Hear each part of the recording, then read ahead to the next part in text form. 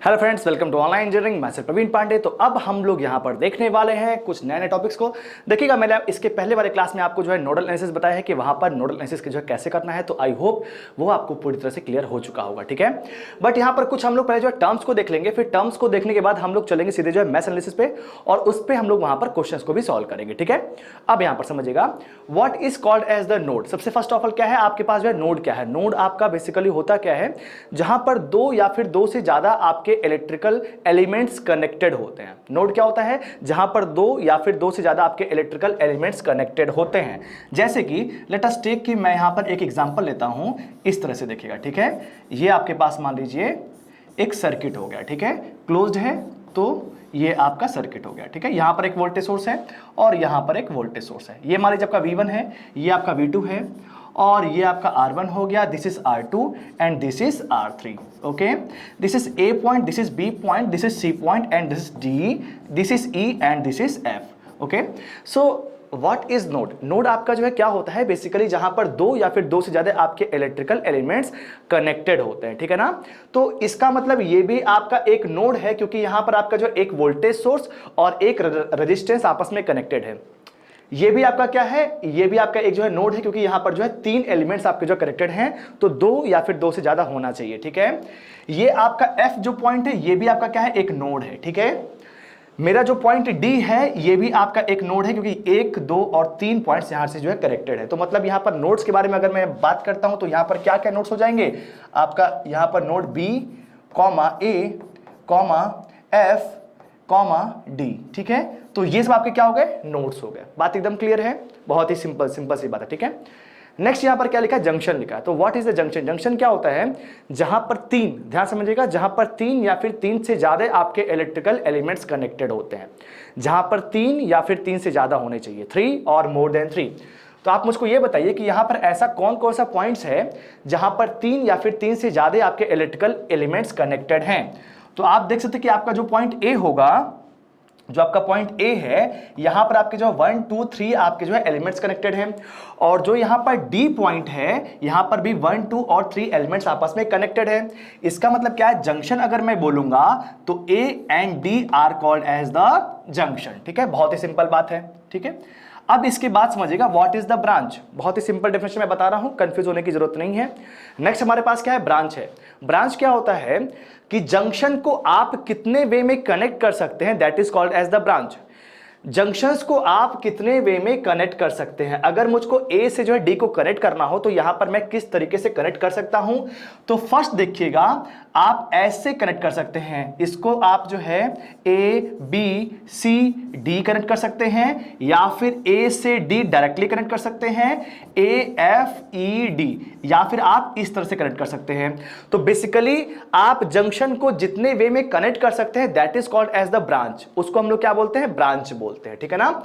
तो इसमें जो है नंबर ऑफ ब्रांचेस कितने हो जाएंगे, 3 हो जाएंगे। बहुत ही सिंपल बात है, मैंने डेफिनेशन को एकदम जो है इजी किया है, कंफ्यूज होने की जरूरत नहीं है। बहुत सारी डेफिनेशन में आप लोग जो है कंफ्यूज होते हैं, बट यहां पर आपको इतना समझना है जंक्शन क्या है और जंक्शन को आप जो है कितने वे में कनेक्ट कर सकते हैं, that are called as the branches, ठीक है। तो बात एकदम क्लियर है। इसके बाद देखिएगा, नेक्स्ट हमारे पास क्या है, लूप है। लूप क्या होता है, लूप आपका एक जो है क्लोज्ड पाथ होता है, ठीक है ना। लूप क्या होता है, क्लोज्ड पाथ होता है। ये आपका क्या है, एक क्लोज्ड पाथ है। ये आपका क्या है, एक क्लोज्ड पाथ है। ये आपका क्या है, एक क्लोज्ड पाथ है। तो जितना भी आप जो है क्लोज्ड पाथ को जो है बना सकते हैं, किसी एक पॉइंट से आप स्टार्ट हो रहे हैं और उसी पॉइंट पे वापस आ रहे हैं, तो that is called as the loop, ठीक है। बात क्लियर है। इसका मतलब अगर मैं यहां पर जो लूप बोलता हूं, तो बी ए सी डी बी, ये आपका एक लूप है। ए एफ ई डी ए, ये भी आपका एक लूप है। B A F E D C B, ये भी आपका एक क्या है, लूप है, ठीक है। ये सब क्या है, क्लोज्ड है, ठीक है। तो that all called as the loop. Then what is the mesh. Mesh क्या होता है, मैश आपका ये होता है कि जिसको हम लोग और ज्यादा ब्रेक ना कर सके। जैसे कि मेरा ये जो लूप है, आप देखिएगा जो आपका जो बड़ा वाला लूप फॉर्म हो रहा है, B A F E D C, ये आपका एक बड़ा लूप है। इसको मैं दो मैश में कन्वर्ट कर सकता हूं। मतलब क्या है, इसको मैं दो पार्ट में ब्रेक कर सकता हूं। अगर मैं इसको जो है ब्रेक नहीं कर पाता, तो उसको मैं मैश बोलता, लेकिन अगर मैं उसको जो है ब्रेक कर ले रहा हूं, इसका मतलब वो क्या है, लूप है। तो इसका मतलब क्या है, B A F E D C, B A F E D C, ये आपका क्या है, लूप है, ठीक है ना। लेकिन अगर मैं यहां पर बात करूंगा मेश की, तो मेश को मतलब हम लोग जो है ब्रेक नहीं कर सकते, ठीक है ना। तो अगर मैं यहां पर देखूंगा तो मेश क्या होगा, B A D C B, क्या हो जाएगा, B A D C B, ये आपका क्या है आपके पास, इसको हम लोग जो है क्या बोलेंगे, this is called as the mesh, ठीक है। और नेक्स्ट यहां पर क्या है, ए एफ ई डी ए, ये भी आपका वो आपके पास क्या है, मेश है, ठीक है ना। तो मेश को समझ में आ चुका होगा, मेश आपका जो है वो है जिसको आप और ज्यादा ब्रेक नहीं कर सकते, लूप को आप और भी ज्यादा ब्रेक कर सकते हैं, ठीक है। तो बहुत ही सिंपल बात है, यहां पर कोई जो है दिक्कत नहीं होनी चाहिए। और this are the basic definitions which should be cleared. अगर इसमें आपको दिक्कत होगी तो आगे भी आपको जो है दिक्कत आने वाली है, ठीक है। अब यहां पर जो है चलते हैं what is the mesh analysis, ठीक है ना। तो अब हम लोग स्टार्ट क्या करने वाले, मैश एनालिसिस को हम लोग यहां पर जो देखने वाले, बहुत ही सिंपल है, कंफ्यूज नहीं होने का, ठीक है, ध्यान दीजिएगा। लेट अस टेक कि मैंने यहां पर एक एग्जांपल ले लिया, यहां पर मान लीजिए आपके पास वोल्टेज सोर्स V है, यहां पर आपके पास रेजिस्टेंस कनेक्टेड है, ये मान लीजिए R1 हो गया, this resistance is connected as R2, this resistance is connected as R3, और यहां पर आपके पास मान लीजिए एक वोल्टेज सोर्स लगा हुआ है, ठीक है। तो यहां पर आप देख सकते हैं कि आपके पास जो दो वोल्टेज सोर्स हो गए, ये मान लीजिए V1 है और ये आपके पास क्या है, V2 है, ठीक है। अगर मैं यहां पर बोलता हूं कि व्हाट इज द लूप, तो आप बोल सकते हैं कि सर कोई यहां पर जो भी हम क्लोज्ड पाथ बनाएंगे उसको हम लोग क्या बोल सकते हैं, लूप बोल सकते हैं। बट जब मैं मैश के बारे में बात करूंगा तो मैश को हम लोग जो है और ज्यादा ब्रेक नहीं कर सकते हैं, तो इसका मतलब मैश हमारा एक ये हो जाएगा और एक हमारे पास मैश ये हो जाएगा, ठीक है। तो दो मैश हो गया। इस मैश में आपको कुछ नहीं करना है, सिर्फ आपको जो है करंट को घुमा देना, ठीक है। लेट अस टेक कि मैं इस वाले मैश में करंट मान लेता हूं कि I1 फ्लो हो रही है और इस वाले में I2 फ्लो हो रही है। और ऐसा करने के बाद अब आपको कुछ नहीं करना, सीधे जो है केवीएल का यूज करना है, ठीक है। मतलब बेसिकली आप जो है मैश एनालिसिस में आप जो है करते क्या है, यहां पर आप जो केवीएल का यूज करते हैं और केवीएल का यूज करके आपको जो फाइनली आंसर मिल जाएगा। किसी भी ब्रांच में अगर आपको जो करंट या फिर वोल्टेज की वैल्यू को फाइंड आउट करना है तो आप बहुत ही इजीली फाइंड आउट कर सकते हैं with the help of the mesh analysis.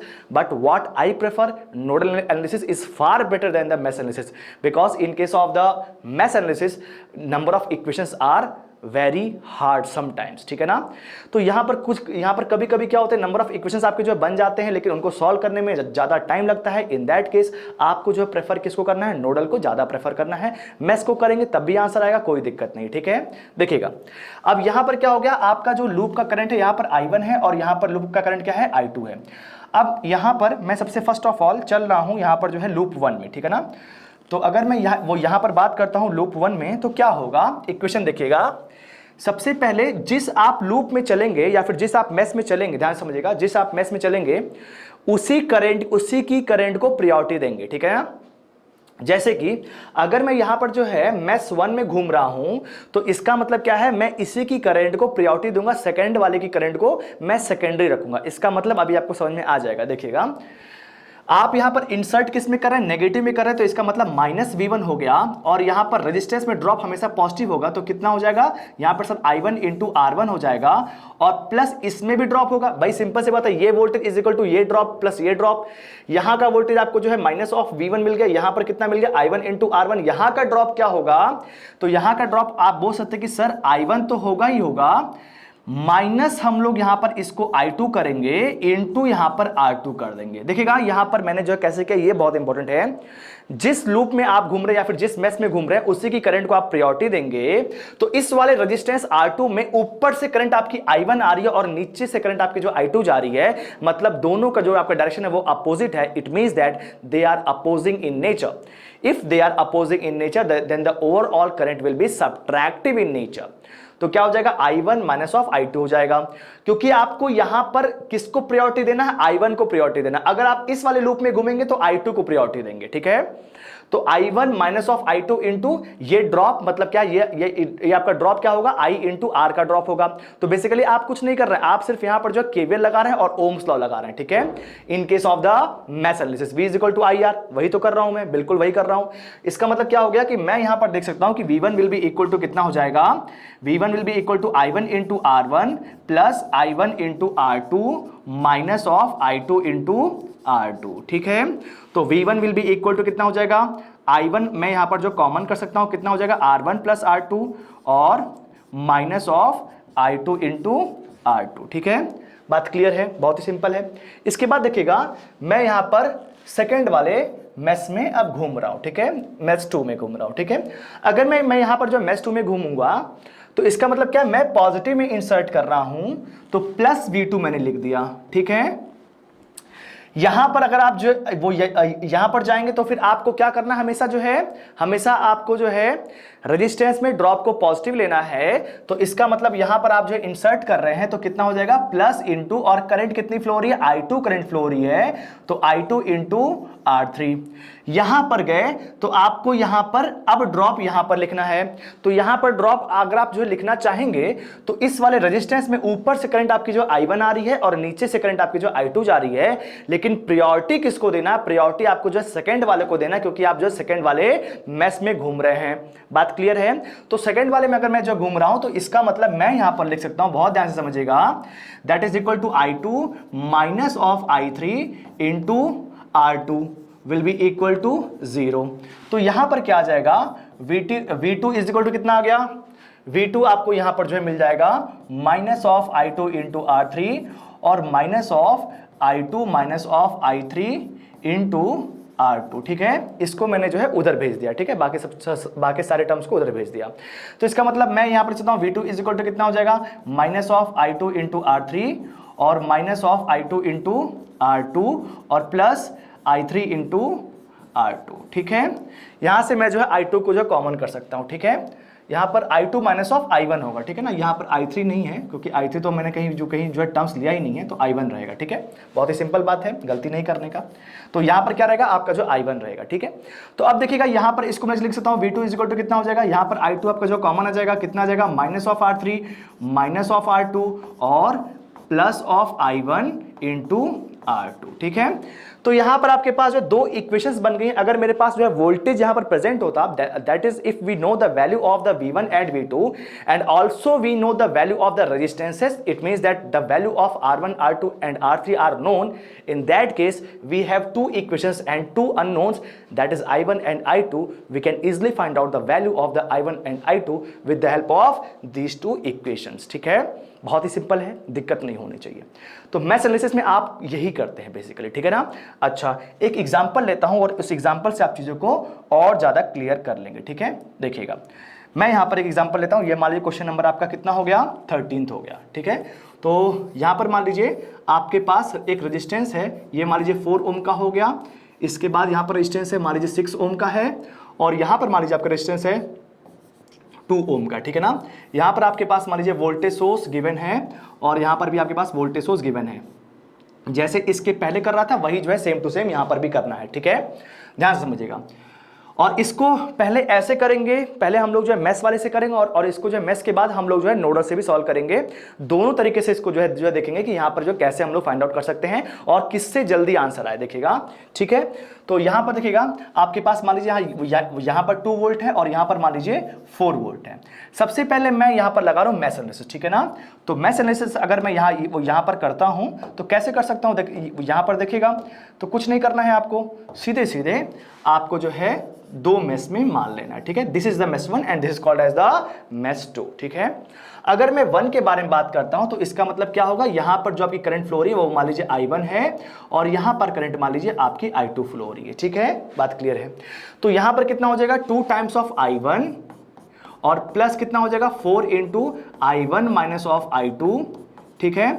और ये आप नेगेटिव में इंसर्ट कर रहे हैं तो -2 इज इक्वल टू 0, ठीक है, क्लियर है। इसका मतलब क्या है, मैं इसको लिख सकता हूं कि 2I1 plus 4 times of I1 minus of 4 times of I2 will be equal to 2। तो 2 विल बी इक्वल टू कितना हो जाएगा, आप यहां पर I1 को जो है कॉमन कर लेंगे, 4 प्लस 2 इज इक्वल टू 6 हो गया, माइनस ऑफ 4 इंटू I2 हो गया। This is called as the equation number 1, ठीक है। सेकंड वाले लूप में जो है मैं जो घूमता हूं या फिर सेकंड वाले मैस में मैं घूमता हूं तो कितना हो जाएगा, आप प्लस में एंटर करें तो कितना हो जाएगा, यहां पर +4, ठीक है, +4 प्लस 6 इंटू I2, ठीक है, +6 इंटू I2, क्लियर है ये बात, ठीक है। +4 इंटू आप यहां पर I2 माइनस ऑफ I1 करेंगे because you are moving in the second mesh and in the second mesh you will give the priority to the I2 current, Therefore we will write it as the I2 minus of I1 current, ठीक है। तो यहां पर कितना आ जाएगा देखिएगा, 4 will be equal to कितना हो जाएगा, ये इधर आ जाएगा, बाकी को मैं उधर जो है ट्रांसफर कर रहा हूं, मतलब 0 के उस साइड, मतलब नेगेटिव हो जाएगा। तो कितना आएगा, -6 टाइम्स ऑफ I2 हो जाएगा, और ये कितना हो जाएगा, -4 टाइम्स ऑफ I2 हो जाएगा, और ये क्या हो जाएगा, +4 टाइम्स ऑफ I1 हो जाएगा, ठीक है। इसको मैं लिख सकता हूं देखिएगा, -6 -4 कितना हो गया, -10 टाइम्स ऑफ I2 और +4 टाइम्स ऑफ I1, ठीक है। ये आपका आ गया 4। This is called as a equation number 2। तो आपके पास अब जो है 2 इक्वेशंस है और जो है 2 अननोन है, तो क्या आप इसको सॉल्व नहीं कर सकते? बहुत ही इजीली सॉल्व कर सकते हैं। पुट करता हूं और देखता हूं कितना आ जाएगा। तो 2 विल बी इक्वल टू कितना है, 2 is equal to 6 into I1 minus of 4 into I2, ठीक है। ये आपका फर्स्ट इक्वेशन होगा। सेकंड क्या है, 4 इज इक्वल टू कितना हो गया, -10 टाइम्स ऑफ I2 और क्या आ गया, +4 टाइम्स ऑफ I1, ठीक है। अब यहां पर क्या है, 2 इक्वेशन है और जो है 2 अननोन है। तो क्या इसको मैं सॉल्व कर सकता हूं? बिल्कुल सॉल्व करता हूं, बहुत ही इजी है। अच्छा, एक काम करिए, अब यहां पर क्या है, आपको यहां पर जो I1 और I2 की वैल्यू को निकालना है। तो मैं एक काम करता हूं, यहां पर देखिएगा 6 टाइम्स है और यहां पर जो 4 टाइम्स है। तो अब एक इसका जो है, आप ऐसा किसी फैक्टर से मल्टीप्लाई कर दीजिए। एक काम करिए, इसमें आप जो है 4 से मल्टीप्लाई कर दीजिए और इसमें आप जो 6 से मल्टीप्लाई कर दीजिए। तो इसका मतलब क्या हो जाएगा, अगर मैं इसमें ध्यान समझिएगा, अगर मैं इसमें जो 4 से मल्टीप्लाई कर देता हूं और इसमें अगर मैं जो 6 से मल्टीप्लाई कर देता हूं, तो इसका मतलब क्या हो जाएगा, 6 4 जा 24 टाइम्स ऑफ I1 हो जाएगा और 6 4 जा 24 टाइम्स ऑफ I1 इसमें भी हो जाएगा। तो इसके बाद क्या होगा, आपके पास दोनों इक्वेशन में I1 की वैल्यूज होंगी वो सेम हो जाएंगी। आप वहां पर सब्ट्रैक्ट करेंगे तो इक्वेशन सिर्फ आपको जो I2 में बच जाएगा। बहुत ही सिंपल है। तो इसका मतलब कितना हो जाएगा देखिएगा, 4 इंटू 2 कितना होगा, 8 is equal to 24 times of I1 और -16 टाइम्स ऑफ I2, ठीक है। और इसका कितना हो जाएगा, 6 4 जा 24 is equal to -60 times of I2 और +24 टाइम्स ऑफ I1, ठीक है। क्लियर है एकदम। इसमें मैंने जो है 4 से मल्टीप्लाई कर दिया और नीचे वाले में 6 से मल्टीप्लाई कर दिया, ठीक है। अब यहां पर देखिएगा कितना हो जाएगा, सब्ट्रैक्ट कर देंगे इसको जो है, तो सब्ट्रैक्ट, ये एडिशन में जाएगा, ये सब्ट्रैक्शन में जाएगा, ये और ये आपस में कैंसिल आउट हो गया, ठीक है। तो 8 माइनस ऑफ 24 कितना हो जाएगा, -16 इज इक्वल टू कितना आ गया, -16 + 60, ठीक है। -16 और +60 कितना हो जाएगा, 60 माइनस 16 कितना आ जाएगा, 4, और ये कितना आ गया, 44, ठीक है ना, सही है, हाँ। तो -44 टाइम्स ऑफ I2, ठीक है। तो I2 इज इक्वल टू आपको मिल गया, ध्यान दीजिएगा, 16 divide by 44, that is equal to 4 4 16, 4/11 ampere is the I2। तो बहुत ही सिंपल है यहाँ पर। तो I2 आपको यहाँ पर जो मिल गया। ऐसे ही आप यहाँ पर जो I1 की वैल्यू को निकाल सकते हैं, कुछ नहीं करना, बस वैल्यू को उठा के पुट कर देना है और यहाँ पर इजीली आपको जो आंसर मिल जाएगा, ठीक है। तो I1 I2 आपको निकालने का तरीका मैंने आपको जो बता दिया with the help of the mesh analysis. But अगर मान लीजिए कि मुझे इसमें जो नोडल लगाना होता तो फिर मैं क्या करता, ध्यान समझिएगा, ये तो आपका क्या हो गया, ये तो आपका मेश वाला हो गया। और मेश वाले में आपने यहां पर देखा कि कितना आपको जो है इक्वेशंस बनाना पड़ा और कितना आपको जो टाइम लगा सॉल्व करने के लिए। अगर मैं यहां पर जो नोडल लगाता तो कितना टाइम लगता देखते हैं। तो नोडल वाले में कुछ नहीं करना है, सबसे पहले मैं यहां पर जो नोडल लगाऊंगा और नोडल लगा करके मैं यहां पर जो आंसर निकालने की कोशिश करूंगा और आंसर आएगा भी, देखिएगा। ये मान लीजिए आप इसको मैं जो नोड VA मान लेता हूं, ठीक है। यहां पर जब भी मैं किसी नोड को मानता हूं तो हमेशा मैं क्या लेता हूं, नोड को हायर पोटेंशियल पे लेता हूं, ठीक है। तो इक्वेशंस क्या बनेंगी, VA - 2 डिवाइड बाई 2 प्लस ये आपका क्या रहेगा, ग्राउंड रहेगा, VA - 0 divide by 4 plus VA -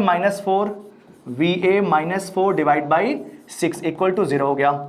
यहां से आप जो डायरेक्टली एलसीएम निकाल दीजिए, कितना हो जाएगा, 2 4 6 का एलसीएम कितना होगा, 2 1 2 2 जा 4 2 3 जा 6 3 2 6 6 2 जा 12 इसका जो है एलसीएम हो गया। तो कितना हो जाएगा, 6 टाइम्स ऑफ 6 से आप इसको जो है मल्टीप्लाई करेंगे, तो 6 इंटू VA - 2 प्लस 4 इंटू 3, तो कितना हो जाएगा, 3 टाइम्स ऑफ VA, 6 इंटू 2 कितना हो जाएगा, 2 times of VA -8 equal to 0। LCM जब लिया था तो एलसीएम वाला फैक्टर उधर जो है मल्टीप्लाई करें, तो 0 से आप जैसे मल्टीप्लाई करें क्या हो जाएगा, 0 हो जाएगा। कितना हो जाएगा देखिएगा, 6 VA - 12 plus 3 VA plus 2 VA -8 equal to 0, ठीक है। सिंपल है। अब यहाँ पर कितना आ गया 6, 3 और 2, 11 times of VA is equal to कितना आ गया 20, VA इज इक्वल टू कितना आ गया 20 डिवाइड बाई 11, ठीक है। अब अगर मान लीजिए मुझको यहां पर जो है करंट निकालनी कि यहां इस वाले ब्रांच में कितनी करंट फ्लो हो रही है, that is equal to I1 अगर जो है मुझको निकालना है तो I1 will be equal to कितना हो जाएगा, ध्यान दीजिएगा VA माइनस 2 डिवाइड बाई 2 कितना हो जाएगा देखिएगा 20 divide by 11 minus 2 divide by 2 कितना हो जाएगा, I1 will be equal to 20 minus of 22 divide by 22, ठीक है, माइनस 2 बाई 22 कितना आ गया 1/11। तो I1 आपकी जो है करंट यहां पर आ गई, ठीक है। यहां से आप जो है इस वाले भी जो है करंट की जो निकाल सकते हैं कि इस वाले ब्रांच में कितनी करंट फ्लो रही है और इस वाले ब्रांच में जो है कितनी करंट फ्लो रही है। तो यहां पर देखिएगा अगर आपको जो किसी भी ब्रांच में जो करंट निकालनी है तो आपने यहां पर क्या देखा कि हमारे पास जो सबसे सिंपल है मेरे हिसाब से नोडल है, और नोडल से आप जो जल्दी आंसर निकाल सकते हैं, ठीक है ना। इसके पहले वाले मेस वाले में मैंने जो है मेस करंट निकाला था, दैट वाज डिफरेंट, ठीक है ना। और यहां पर जो मेरी करंट निकली वो यहां से यहां जो फ्लो रही मेरी वो करंट निकली, ठीक है ना।